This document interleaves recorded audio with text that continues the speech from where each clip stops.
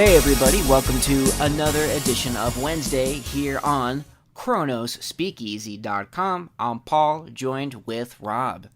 Hello. Rob, it's good to be back. I know, it's been forever. It's almost as if there was some crazy life-altering event that happened recently that caused you to be off the show. It's crazy. Some would say I have a 1-month-old son now. Oh, is that what some would say? Some would say that. Well, congratulations, man. That's awesome. Thanks. It's been a good month. Yeah. How does it feel? You're a dad now. What's that like? It's kind of the same. More tired, and you don't do much.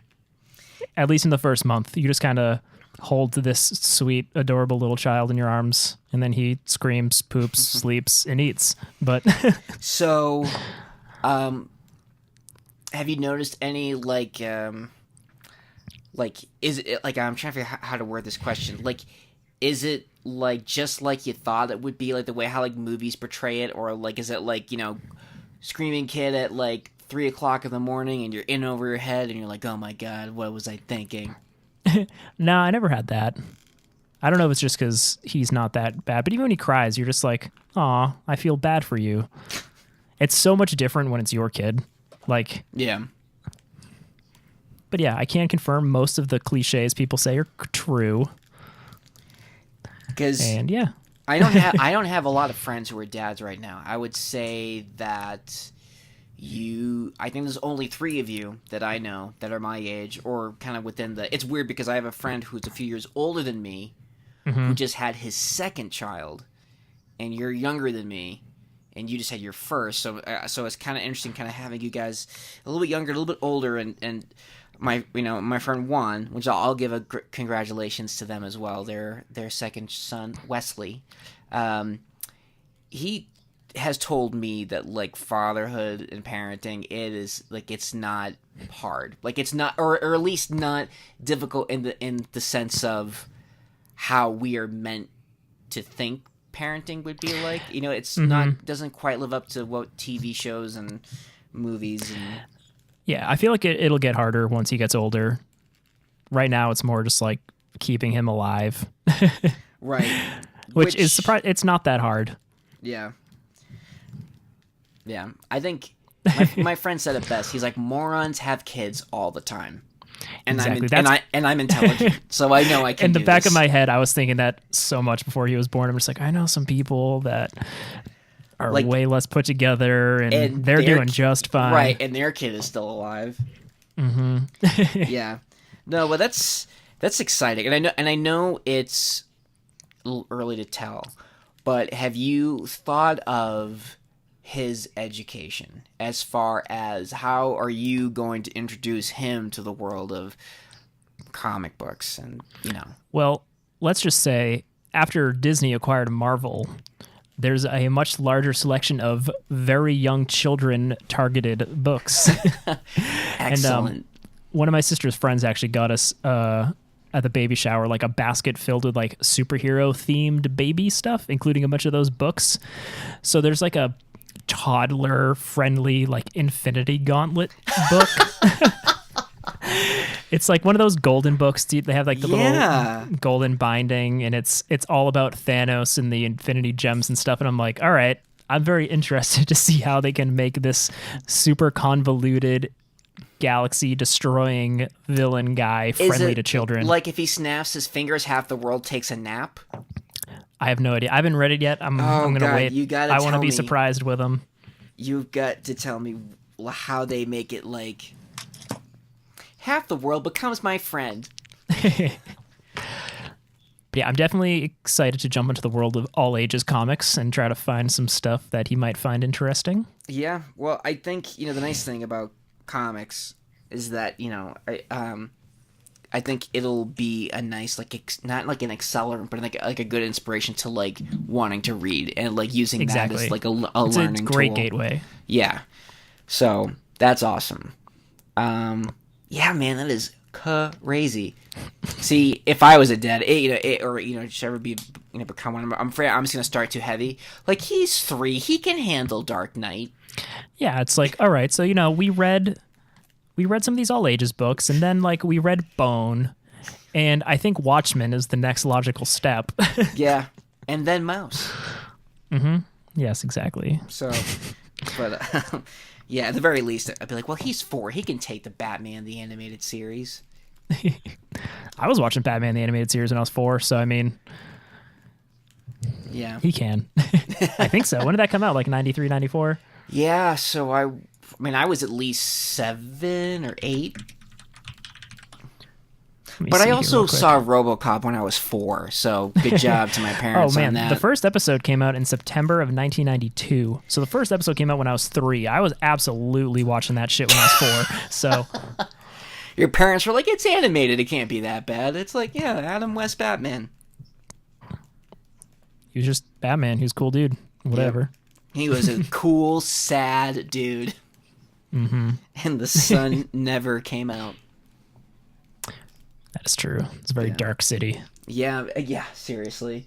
But, DC Comics is, kind of going through some interesting times right now. I don't know if you heard, but DC, they're kind of cutting back on the amount of comics that they're producing. I think that, they're thinking that, the market's kind of saturated right now, and they're cutting back on the amount of books that they're releasing. And some of the people that I've spoken to have said that makes them a little nervous, but I'm all for... That sounds like a great thing to me, personally. I was just about to say quantity, or quality, not quantity. Yes, because in the past couple years, you've heard me bitch and complain about event comics that don't even have one artist throughout, but I've read some like Marvel comics where the art looks so unprofessional, and I don't want to like trash on these artists. They're way better than I am, but it's like they're pulling them out of the farm leagues a little too soon. It's like rushed. And it's definitely rushed. And the book we're going to talk about, Naomi, is an example of just the power of having one incredible artist do an entire comic book. Yeah. No, and that it leads to our topic tonight or today or wherever you're listening to this, is that we were going to review the first few issues of Naomi, which I loved. I think I was so fascinated and kind of taken aback when DC got Brian Michael Bendis. Mm-hmm. I thought, okay, cool. I mean, because I have loved almost everything that he's done. I mean, they haven't all been home runs. Looking at Age of Ultron, but and I thought for sure because he just a little bit of the backstory for Brian Michael Bendis. I mean, he was writing and drawing his own independent comics like Goldfish and Torso and all street level, very gritty. And so when he was coming on to Marvel, it made sense he was doing street level heroes like Daredevil, eventually creating Jessica Jones and even Spider-Man, Ultimate Spider-Man, which was a teenage Peter Parker and not as street gritty, but it was grounded enough. So I thought for sure when he came to DC, he'd be doing something like Batman, but he's writing Superman and action comics, and he's killing it. And I mean that in a good way. Like he's fitting in the street level stuff, and it works. And so I was really thrilled when he was doing his own original content, creating new characters. And one thing Bendis is known for is definitely, I think, adding more representation to comics. I mean, you look at Miles Morales and how popular he is, and I think Naomi could very well be the DC version of that. And not just because the character is of color, but original content and sort of kind of starting from the bottom in a world of pre-existing heroes. Yeah, Bendis is so good at just creating new characters that you care about very quickly. And I know I always hate when they just take... I always complain how they took Falcon and they made him Cap. Oh, they just take these other characters of color and try to shove them into just to check a box. New. See, we have diversity. And it's it's if you get good writers and stuff, you can create new characters that people care about. And unless you're a racist asshole, it's not like you're going to not read the book because they're black or Asian or trans or whatever. And Bendis has shown time and time again that you just give a good writer the tools he needs. And Yeah, so far with Naomi, I mean, it's not like you said, it's super ground level. The first two issues, you don't really get much super heroics. I mean, the basic story starts where there's a small town in Oregon or the Pacific Northwest, I think. Yeah, it's. And I just imagine it to be like Indiana or like Idaho. it's somewhere where superheroes don't tend to go. Right. And for a like split second, Superman shot down from the sky fighting a supervillain and then flew back out of the sky. And it was like the biggest thing that's ever happened in this tiny little town. And there's like this funny page like where it starts where there's just like a bunch of headshots of people just being like, wow, stuff like this never happens in our little town. And that is so Bendis. Like these little interview boxes, like he's done that like in Powers. Which is also a great, like, original ground level story. But like, you know, Jessica Jones, like Avengers, like he is just really good at like just these little interview panels, and it's like it just when you open the page, you're like, oh yeah, I'm in a Bendis book. But yeah, and then so you see like the first page, it shows all of these characters, and then it ends with the main character Naomi basically saying the same thing. And then it cuts to her in like her therapist's office, basically talking about how she missed it. Yeah. And how she was trying to look up all the stuff on her phone about the incident, and there's like no record of it happening. Right. And I love, you know, and I gotta like take a moment to give credit to Jamal Campbell, who's doing the cover art as well as the interior art. And I love the splash page of Superman fighting Mongrel. Like just like Mongrel, like kind of just tugging on his cape, and cars are flying everywhere, and you know people are running out of the way, and you know the next page is, you know, it's like a 3-column where you kind of see them kind of bouncing off and flying away, and there's like a building that's just it looks like a crunched up Coke can, like it's just really well done, kind of capturing the art. There's like a tire flying from a car into the window. And then they say it only lasts, I think it's like 17 seconds. Yep. Did they say? So it's like, what a scary ass 17 seconds that would be. You know, like something of that warning out of the blue.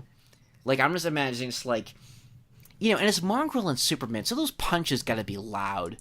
You know, so it's not just the sound of like the buildings and the cars, but just these two fucking gods just smacking the shit out of each other. Yeah.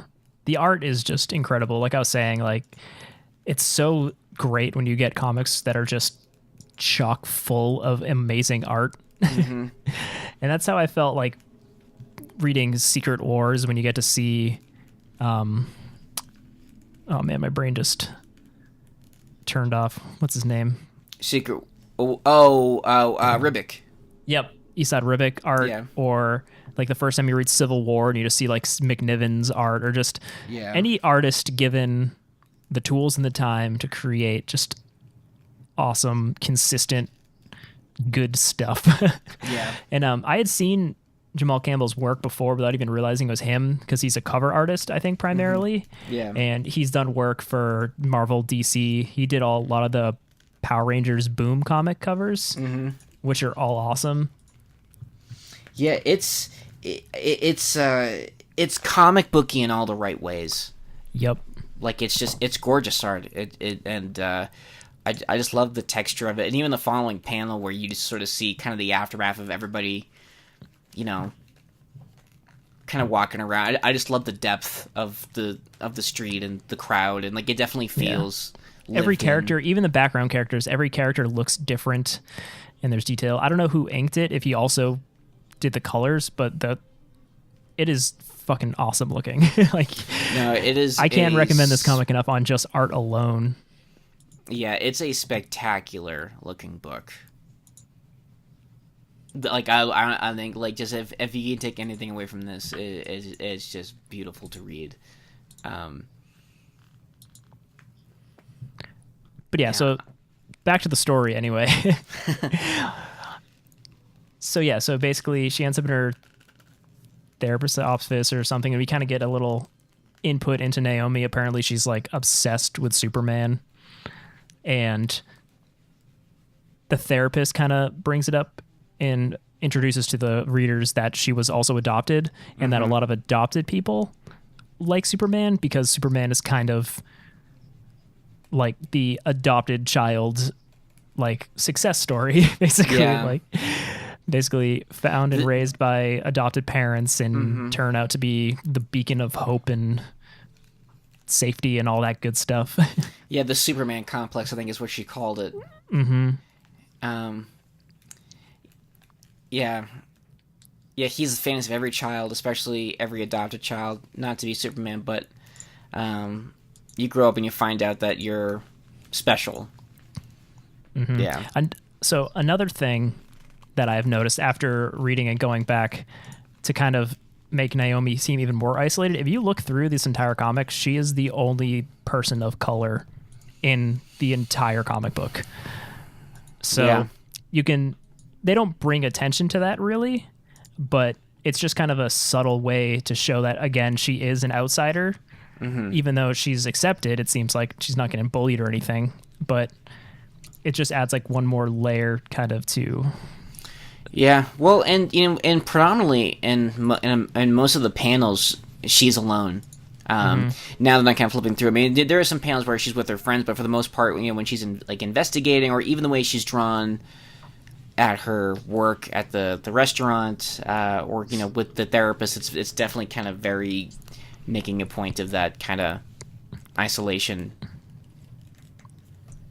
And not isolation, but definitely that she's kind of on her own. In a way that others in this story aren't. Yeah, and I like how the main thrust of the first arc, at least it seems, gets introduced when somebody is like candidly like, man, we haven't had anything like this happen in 20 years. Yeah. And then that just captures her imagination. She's like, wait, what? And then there's another series of panels, but this time it's all adults instead of like teenagers being like, oh, nothing like that's ever happened. Whatever you talking about? That can't be real. Yeah. Yeah, I definitely like the small townness of the story.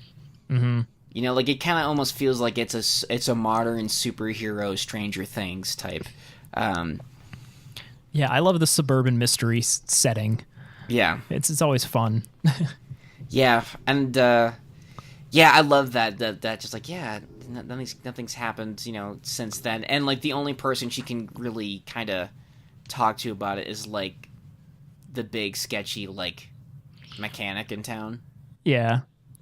It's funny, she walks in, like, knows his name, and then after it's like, I know I've literally never talked to you before, but you ever hear about this thing? Yeah. So basically, I was only going to read the first issue of this, but the first issue ends where she asks that mechanic all that stuff, and then he's starting to walk away, and then all of a sudden he's like, it happened March 14th, 17 years ago.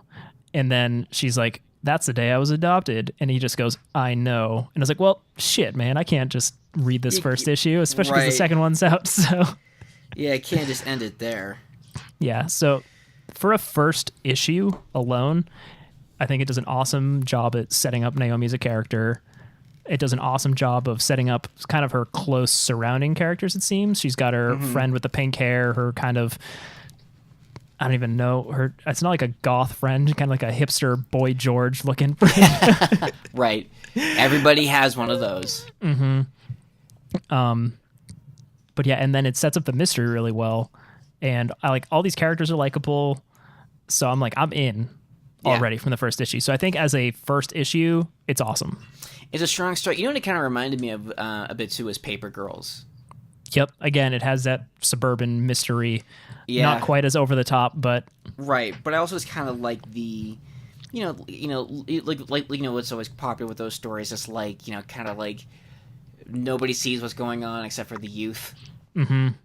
Especially this one particular youth. As a 30-year-old person with a child, I still relate so much to these stories. Yeah. It's like when I watch Stranger Things and all that stuff. I think it's just because I grew up in the suburbs and I'm like, I want cool aliens and shit to happen. Right. Yeah, I think that's kind of the great thing about the time that we live in now is that I think of previous generations that I think we're the most like attuned to our childhood. Without you basically just get to live in eternal adolescence. Right, but also still while maintaining responsibility, like Exactly. having a kid. Turns out there's nothing wrong with liking comic books, regardless of what some people may say. Yeah. It's not like we ever talked about it on the show or anything. Yeah. But yeah, but I mean, that definitely was such a stellar start to a series, and I think one of the things I kind of always like about these type of stories is that, like, you always just kind of wonder how the rest of the world looks at and deals with these events. Because, like you were saying, I mean, for the most part, it's Gotham City or Metropolis or space, like, you know, not small towns in the middle of nowhere. Yeah, even in the issue that Naomi's like looking on like the news and stuff, typing in like Superman this town, something, there's like 0 news results because it's so insignificant to the Daily Planet doesn't give a shit about that. Like, yeah, come to Metropolis, you'll see Superman fight friggin' some dude every day. Right. And like it's like the biggest thing that's ever happened in this town, but the rest of the world doesn't care. I mean, it's basically the place you would want to go to if you were just like, you know what, if my Gotham City bus explodes one more time, you know, I'm getting out of Dodge. This is where I would go. Yeah. It's like, I'm sick of the Joker trying to kill me once every month. I just want to fix my motorcycle in a garage somewhere. Right. And I'm just tired of Lex Luthor and all this bullshit. But yeah, I like that it's kind of, I think it's just so smart of DC to kind of tackle the stories like from this perspective, and all the while looking so goddamn crisp. This is such a good looking comic book. But I love. It makes me so happy when comic books are this good looking. Oh yeah, this is how it should be, and this is kind of what we're going back to saying earlier about how, you know, I don't think it's a bad thing that DC is sort of just taking a step back. Because if you think about it, I mean, some of, like, you don't need like 5 different Batman comics. No, like it should be Detective Comics and Batman. And then if you got some little side story, do it. It's fine. But yeah, we don't need. It's just the comics industry just seems like it's trying so hard to just flood the market with stuff to see what sticks. But I feel like if you just write good, consistent stories with good art, people will come. Totally. And sure, I guess that means there's less jobs for comic artists and stuff, but basically the cream of the crop rises to the top, as Macho Man Randy Savage says, and maybe it'll motivate the younger generation of artists to just put in the work. Well, and who's to say too that, like, you know, some of the artists they have on board can't be working on the next arc, or like taking their time crafting that story arc.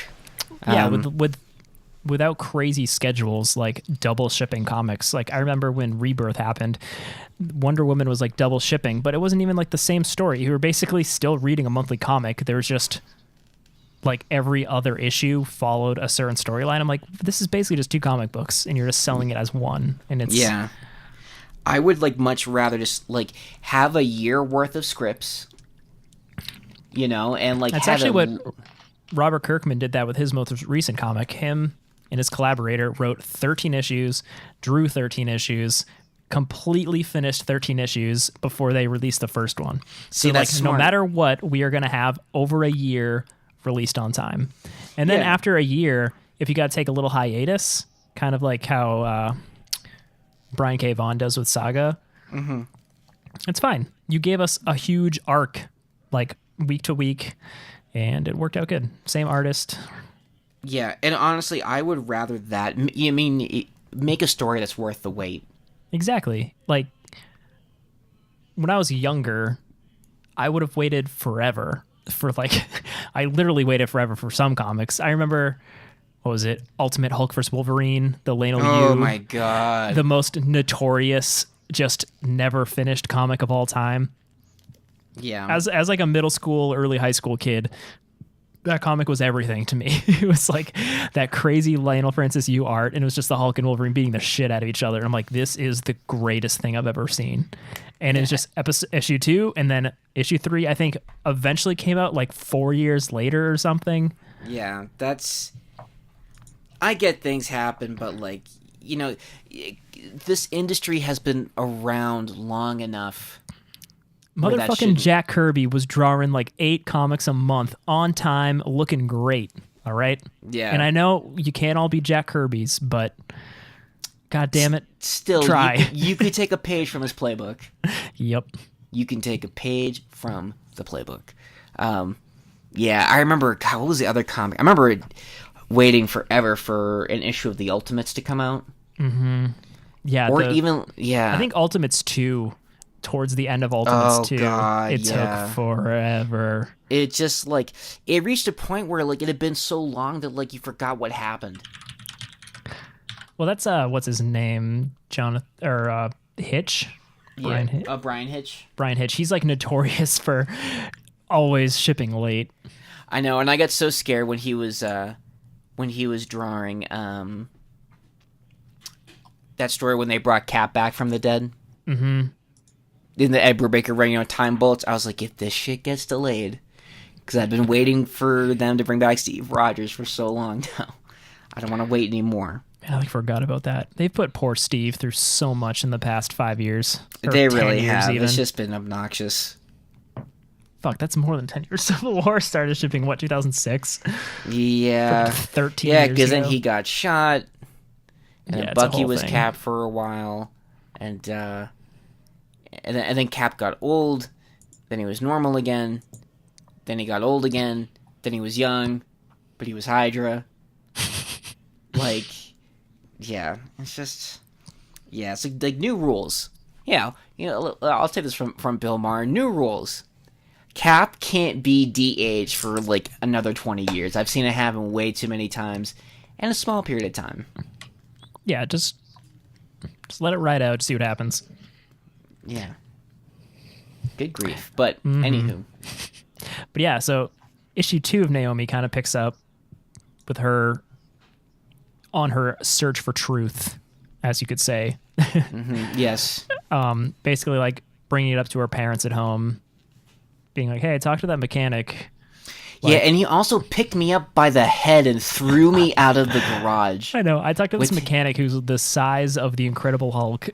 He looks like he's like the love child of like The Rock and Jason Momoa. Mm-hmm. But bald. Multiplied by 5 mass size. Yeah. He literally picks this girl up by her head and chucks her into the street. I thought that was hilarious. Yeah. He's just like, done. Yoink. Closes the door. But yeah, it kind of shows like her family dynamic and being like, it's funny too, because she's like, is he my adopted dad? Or is he my biological dad? Yeah. And they both just look at her because he's white and they're like, kind of a stretch on that one, honey. Yeah. Yeah, that's a bit of a leap. I love that. Yeah. Yeah, and you just kind of feel, and and you feel bad for her when she kind of starts to break down because, because even at 17, you're trying to figure out who you are when you do know your biological family. Yeah, for sure. And I sure. feel like it's going to be just as hard to know so little about, the people that physically brought you into the world. But I mean, you get an idea, like her parents seem like she has like a loving family and like a loving household. So yeah, it's kind of cool that they're starting off a comic book story without necessarily a tragic beginning. Right. Which so many superheroes or just comic books in general have to start with. Like, none of these parents are dead. In a dark alley. Getting shot in a back alley. Right. Yeah, everyone's uncle is safe for the most part. Mm-hmm. Yeah, no, I mean, that's the other thing that's nice, too, that, yeah, like, it's just, yeah, it's like, everybody looks nice and healthy and responsible and works, and you have all these warm colors, I mean, it's, like, the house she lives in looks like a fucking palace, or at least a palace for me, anyway, like, it just looks like a very nice house. Yeah. But I also love, what are the following page, like, a splash panel of, like, Superman, looks like, fighting a rogues gallery, and like I love like that bottom line is like, I am so mad at you, and it's just her online again. Yep, just looking up Superman stories. But yeah, Yeah. and then it just kind of builds up her talking to her friend online again. And then it cuts to like this crazy splash page with like all characters that I don't recognize. There's like a badass woman in armor with like a battle axe fighting a dragon and shit, and it looks fucking rad. Yeah, and it looks like she's got like an eye patch, sort of. Kind of like a mix between like Odin And Wonder Woman. And Wonder Woman, yeah, it's Yeah, which, if that was the pitch for anything, I am on board. so well. Then it cuts to her kind of laying in bed. So I'm like, is this some kind of flashback? Is this some foreshadowing? What am I looking at here? But Yeah. I'm interested. I'm in. Well, I gotta say, quick side note, and I guess just kind of talking about like the art, and I love that she goes to bed with that wrap for her hair, because Angel does the exact same thing, and like it's just such a nice thing to see. Yeah, she's wearing a different clothes like all the time, like in her little bed, and it's just so well done. The art's so good. I also love she's got a Zatanna poster in her room. Yeah, and she's a skateboarder. I love that. And Wearing I love a that helmet. she wears a helmet. Yep. Safety first. Super responsible. Yep. Yeah, no, I like that I like that her thing is just like tenacity and like curiosity and just wanting to know Yeah. what the hell is going on. There's a part where she goes back to the mechanic's garage to kind of try to figure stuff out, and you see like a broken window and stuff, and you see her like nervously go to reach the door, and the fact that it's unlocked, you see like this huge like relief on her face because it's like, oh, thank God I don't have to break into this place. Yeah, no, it's... I love too that when, she sneaks in there and, she comes across the dude. I love how he doesn't talk like he looks, and by that I mean like he's not like a dummy, which I kind of feel like is kind of what they kind of want to think at first. Like he's like this big grease monkey with tattoos, and he's like, "You have deeply offended me." Like like nobody talks like that, but this guy does, and I thought that was kind of cool.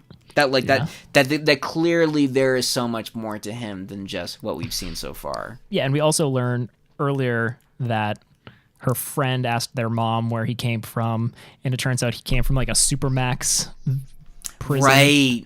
So that there's some weird backstory going on there, and the fact that it's a supermax prison means that he did some shit, or he's capable of some shit.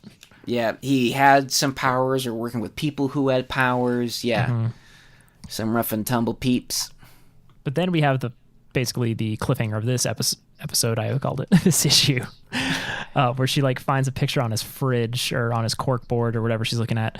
Basically what looks like a younger him with hair, a beard, and no tattoos, with his arms around this like woman who looks just like Naomi. Right.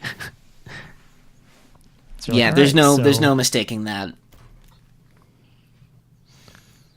But yeah, no, this is, I mean, two issues and I'm sold. I was sold of the first panel of the first issue, but I think this is just spectacular. Like this is, Rob, one thing that you and I always talk about, how much we want to see slice of life.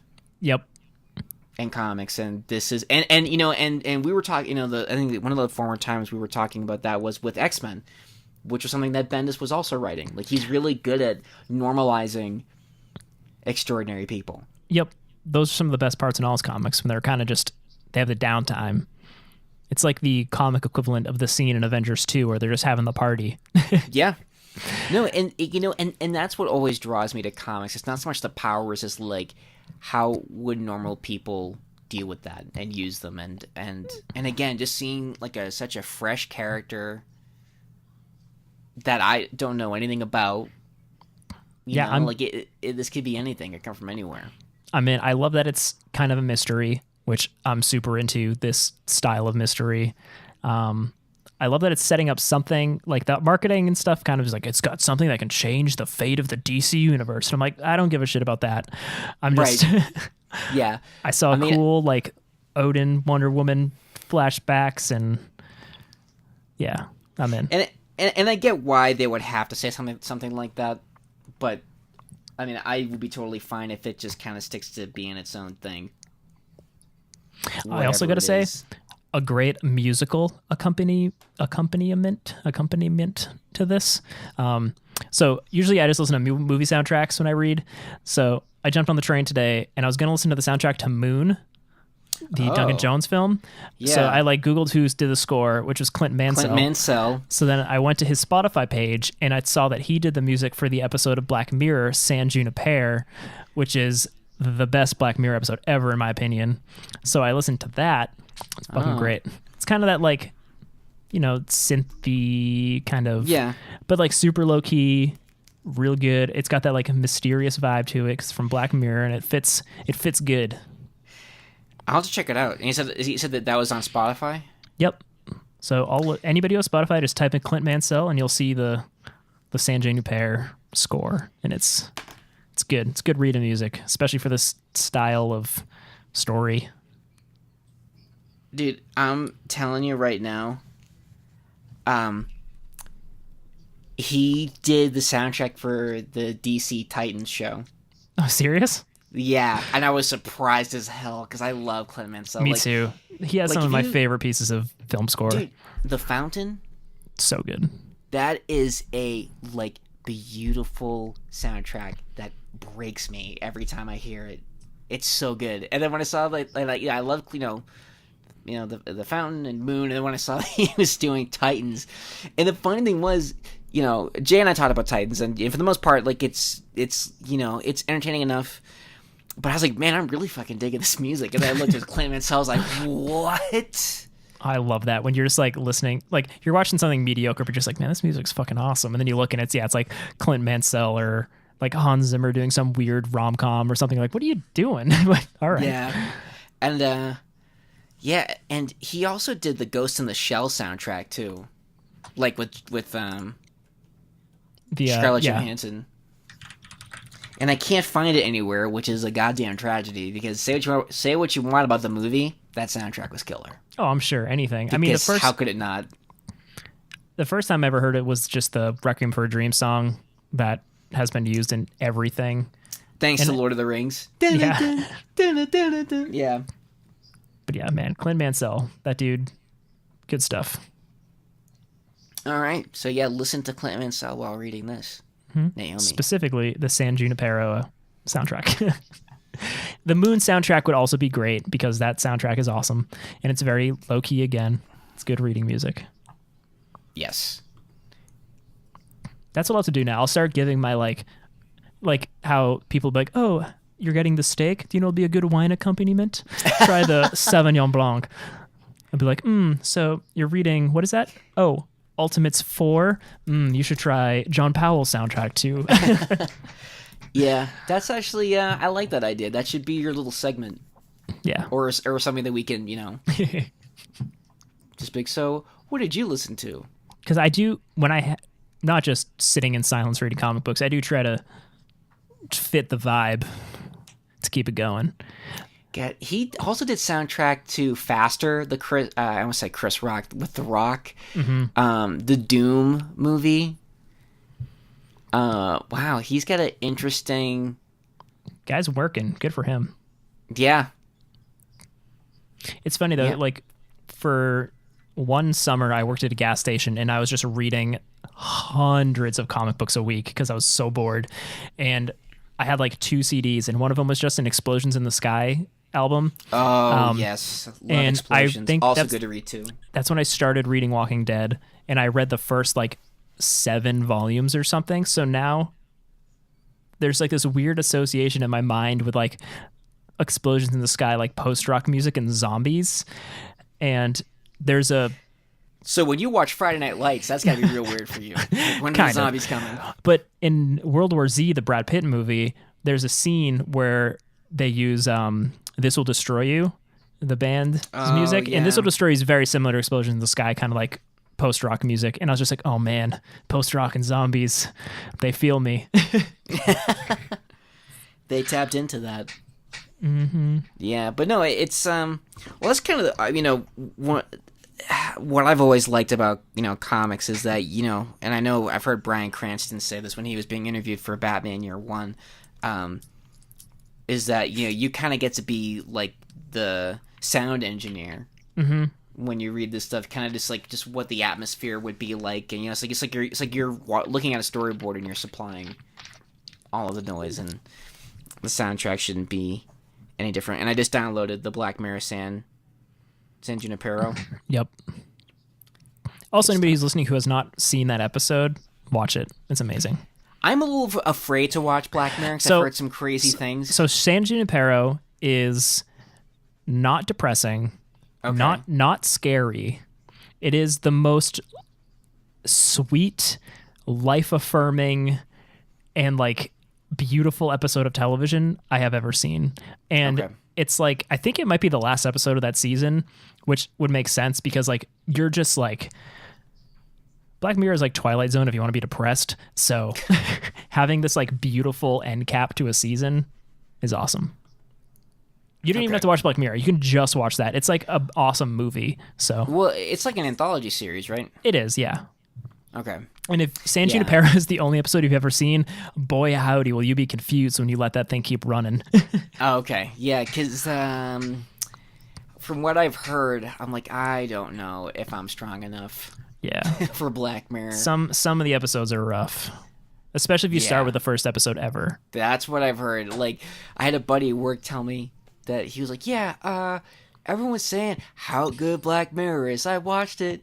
And what was like a guy like fucks a pig or something like that? Yeah, the first episode's bad. It's just a bad episode of television. Like, okay, so it's not even like bad for the content, but it's just not. It's just not great. Tonally, it's very like nihilistic and bleak and crappy. Well, there are some gems in there of the series, but San Junipero for me is just like, it's amazing.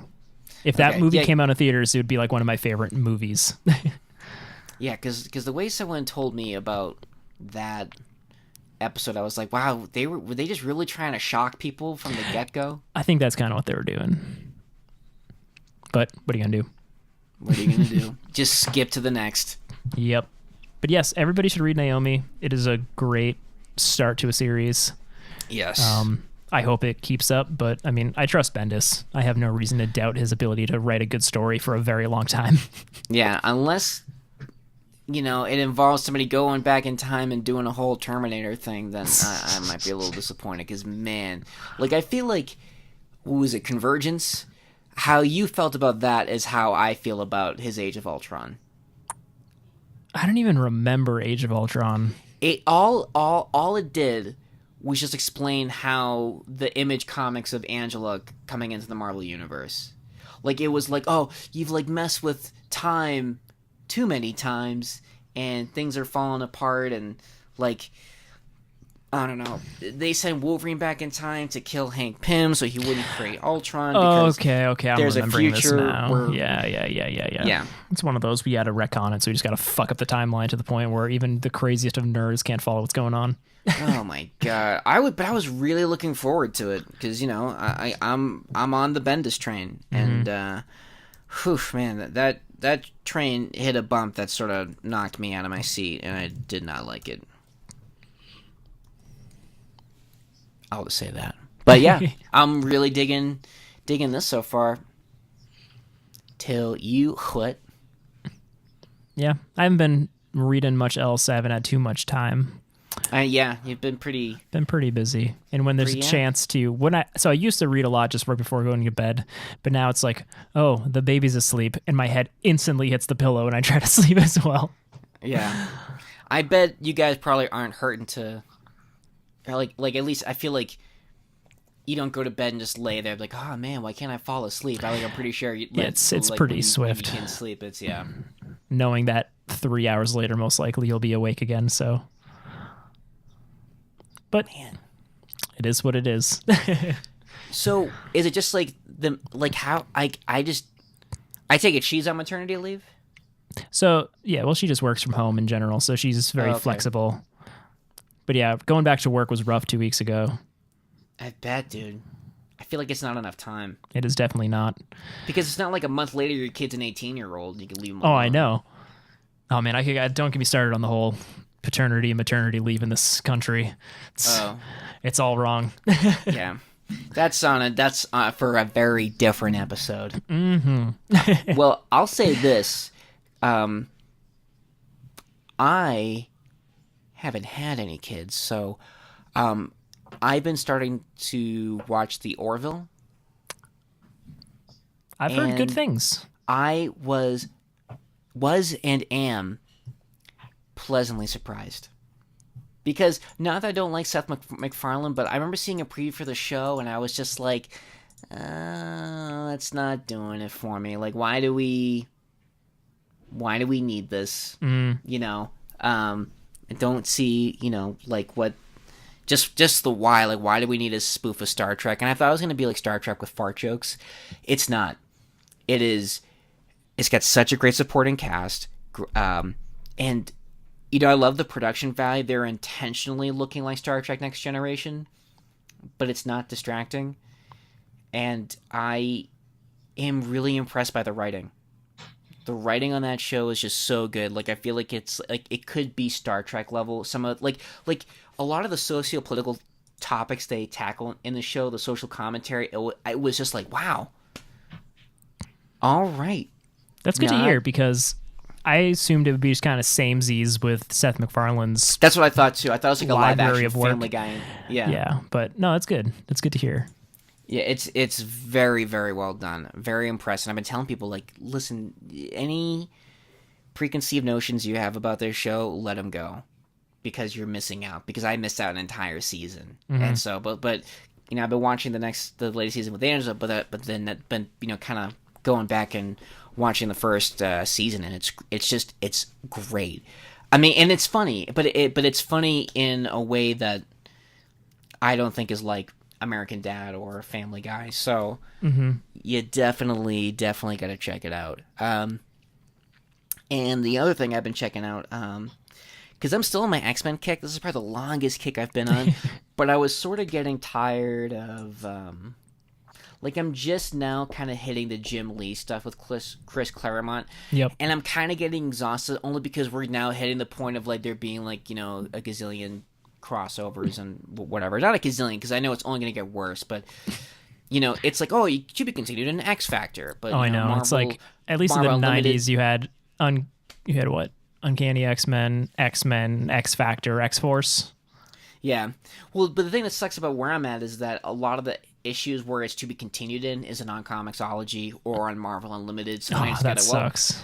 They're missing 20 issues, and I don't know what the hell's going on. So, so it's sort of, it kind of took the wind out of my sails as far as, because the whole point of me reading every single X-Men book was to know everything.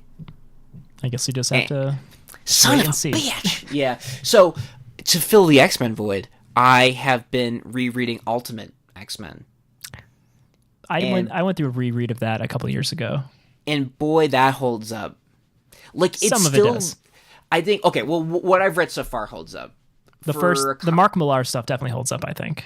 Oh yeah, totally. And that's actually where I'm at now. I think I'm on the third. I just finished the world tour arc. So that's like only the first 3 arcs and what I've read, because I wasn't a fan of that book after. Yeah, speaking of Bendis, I wasn't a huge fan of his part. No, and here's the thing. So many of my beloved writers, I hated their work on that comic. I didn't like what Bendis did. I didn't like what Kirkman did or what, Brian K. Vaughan did. It was like, I think Miller was just is it Miller or Millar? Anyway, I've heard people say Miller, but it looks like Millar. Mark. Yeah, that people guy. know. The first guy. I think it was just too much of a hard act to follow, especially with the Andy Kubert artwork. Yeah. It was a cool book. Crisp. One of the few comics I own every issue of. Yeah, and it was just that Miller run is just like perfection, I think. And I think what was helpful about rereading X-Men and then reading Ultimate X-Men is you can kind of see what decades they're pulling from, kind of throwing out what works and what doesn't, and nice little nods in there. And I think it served as a nice adaptation. And yeah, I think one of the things I really enjoyed too about this is that you really don't know if you can trust Wolverine. Because Wolverine in the he's mainstream like comics, it's like that's he's never somebody, gonna mess with you. Yeah, that's a Wolverine that you can trust. Like that, this is the Wolverine that who would take Kitty Pryde and Jubilee under his wing. Ultimate X-Men Wolverine. I mean, he was hired to kill Xavier, and he's like, "Well, I'm gonna fuck a teenage Jean Grey before I kill Xavier." It's like, whoa. Yeah, he's whoa. And then at one point, I don't remember, Rob, when he throws Cyclops down a fucking ditch and leaves it for dead in the Savage Land? Mm-hmm. Like, not the Logan I'm used to dealing with. Like, my Logan is Hugh Jackman, where I want to give him bear hugs. It's a damn shame what happened to that universe. It's a damn shame. It really is. But you know what? It gave us Miles, and we got to keep Miles. It's true. At some point, we should do an episode where we do the best of the Ultimate Universe, because there are some real gems in there. Oh, totally. I am totally down for that. Because, yeah, there's a lot of good stuff there, and I think it's cool that Into the Spider-Verse won the Oscar for Best Animated Picture. I still haven't seen it, and it makes me sad. Oh man, dude. Okay, it. As soon as it's available for rent or of purchase or something, I will be getting it because I'm sure I won't regret the decision. Yeah, well, it comes out on digital tomorrow, February 26th, and I think 2 weeks. That's good to later, know. You can buy it. But Rob, I'm telling you, if you got the money, download it tonight or tomorrow, whenever it's available. It is worth it. If you don't like it, I don't think I'm not going to. I already owe you money, so I can't say I'm going to give you $20. But like, it's good. It's gonna. I believe it. Believe the hype. It's phenomenal. Good. So yeah. So check out Naomi. Check out Into the Spider-Verse. Check out Clint Mansell. Don't watch San the first Junipero. episode of Black Mirror. Yeah, just don't watch that first episode. I haven't seen it, and I feel traumatized by it. You need to, Paul. You and Angela watch San Junipero. You'll feel so good afterwards. It is a delight. Okay. Well, I know Angela is very much in Game of Thrones mode right now, gearing up for the final season. So we're going to be doing a Game of Thrones episode because it's pop culture and nerdy and relevant. But yeah, so I know. So maybe when there's some time, we'll make it happen. Yeah. But it's all good stuff. Yeah. So you all know the drill. Drop us a line. Wednesday Comic Podcast at gmail.com. We're on Instagram, Twitter.